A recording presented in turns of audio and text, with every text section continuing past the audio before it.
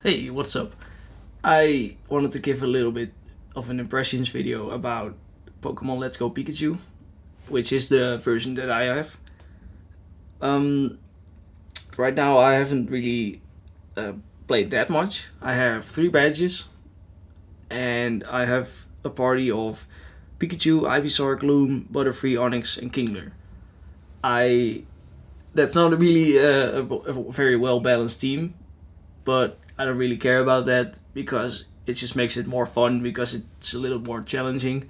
Because like a lot of people, they say like they act like it's really competitive and like you have to have a balanced team and like only one type of each Pokemon and stuff. But no, that's I don't agree with that at all. It's like it just makes it more easy. Why would you want that? I just catch what I like and I use that. And so, but right now I'm in Lavender Town and I was just about to go into the Pokemon Tower. And yeah, I really want to play more, but the I've had it for a week, for from the beginning.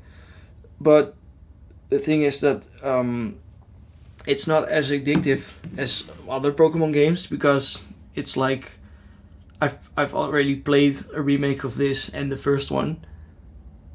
Though I've started with Fire Red like 5 years ago, I think. I guess six years ago, something like that. But then I played Yellow after that, and it didn't really feel like as much as like, oh, I'm playing the same thing. But right now, for some reason, I really have that like, oh, it's just the same thing. But I really like it though, and it's not that much of a problem. Just that it's not really like, oh, I want to keep going because I'm waiting to see what's coming next. I already know what's coming next. That's the thing a bit. But something that I really like is that the catching is a lot more fun right now because with the motion controls and stuff, like usually you would get in a random encounter and that that would get like really boring because I just spam A and often I just forget to catch the Pokemon. And now it's more about the catching because like you can't fight, so if I haven't gotten that Pokemon I might as well catch it. And yeah, the motion controls are a lot of fun, but they don't work that well. It's kind of like, yeah, when I throw left it often goes right, and when I go right throw right it often goes left. It's really weird. But I still play mostly in TV mode because I still like the motion controls. But it's also it's a game that really works perfectly on both. Like the handheld mode works a lot, works great a lot as well. Um, Also, something else that I don't completely like is that the the experience points aren't really that balanced because catching gives you a lot more experience points, and the more you catch a certain Pokemon, the more experience you get. I think, but from battles you don't really get that much experience points, and that really sucks because I mostly want to get my experience points through battling.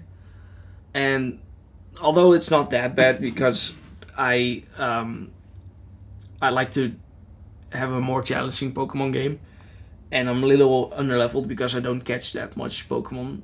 I mean, I don't really catch that many duplicates because I do catch every Pokemon that I haven't gotten yet, but I don't really want to get my Pokemon too high.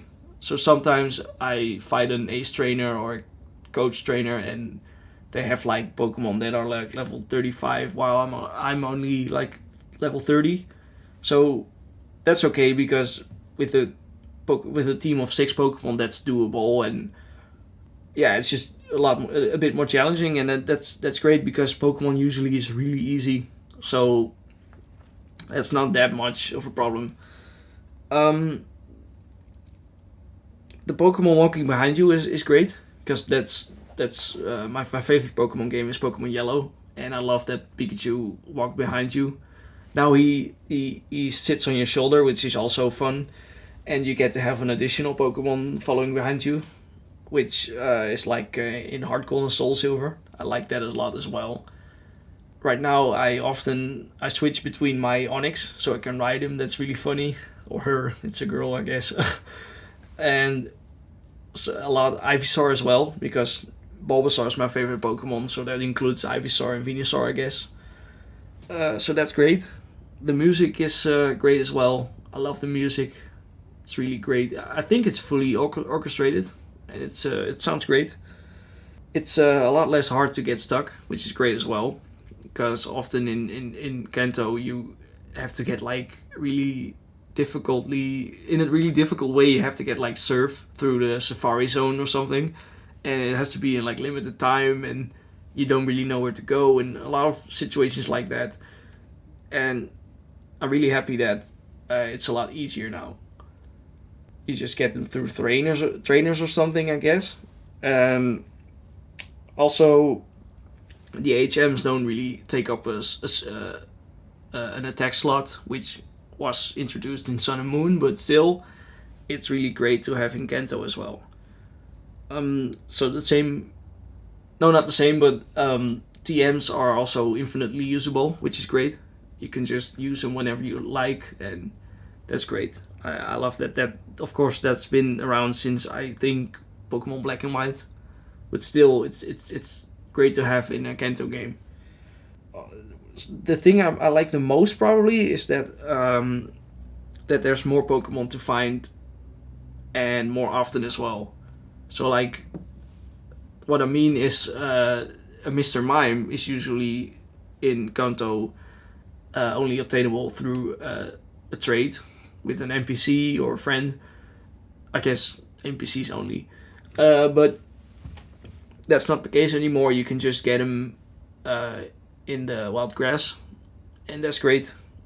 I got I got a Krabby from the tall grass, which was great, because usually I think you have to get them through surf or fishing, and I really hope that more water Pokemon are obtainable through the tall grass as well. So yeah, that's great. And also I saw like a Rhyhorn really early, and I got a Chansey real early, so that's great. So I might do like a full review when I finish the game. I'm not sure though, because I think most of my opinions won't really change that much. In 2 weeks, Smash Bros. Is gonna come out, Smash Bros. Ultimate. I'm probably gonna do an impressions video about that as well. I'm gonna play that a lot more, I think, so that's gonna be really in depth, I think. So yeah, that's it.